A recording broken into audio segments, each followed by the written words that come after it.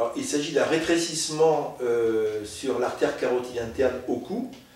Les patients ne présentent le plus souvent aucun symptôme. Il s'agit d'une découverte fortuite à l'occasion d'un examen par écho-doppler. L'artère est rétrécie sur environ 70-75% de la lumière artérielle.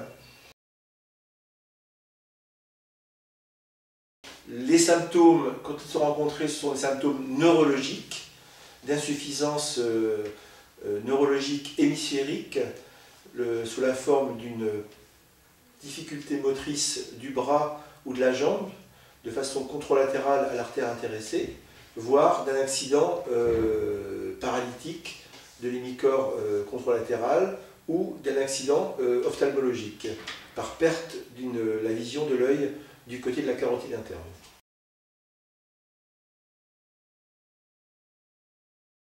Alors le plus souvent, la chirurgie de la carotide se fait quand le rétrécissement de la carotide interne est à 70% de la lumière artérielle, qu'il y ait un symptôme ou pas de symptôme. Donc les patients sont dépistés le plus souvent par un écho-doppler, puis cet examen est complété par un angioscanner qui nous permet donc de préciser la lésion sur la carotide interne, le degré de sténose et surtout les lésions associées en amont ou en aval.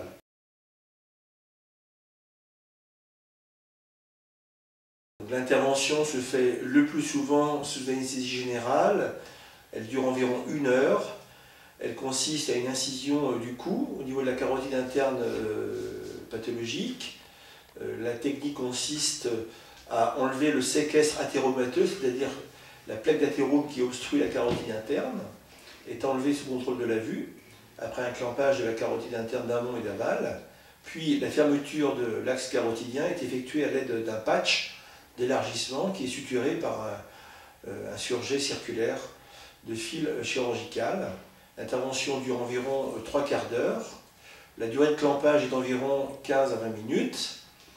Et le contrôle de l'intervention est réalisé en salle d'opération par une radiographie péropératoire. Le patient est réveillé immédiatement en salle d'opération et l'hospitalisation globale est environ de 3 jours.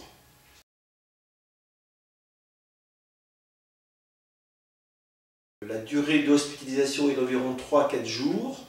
Le patient donc sort de la clinique après un contrôle qui est effectué par un écho-doppler de la région opérée. Puis ensuite est prescrit un traitement anti-agrégant plaquettaire et anticoagulant pendant 8 jours. Le patient sera ensuite revu à 1 mois par le chirurgien après avoir effectué un autre écho-doppler de contrôle.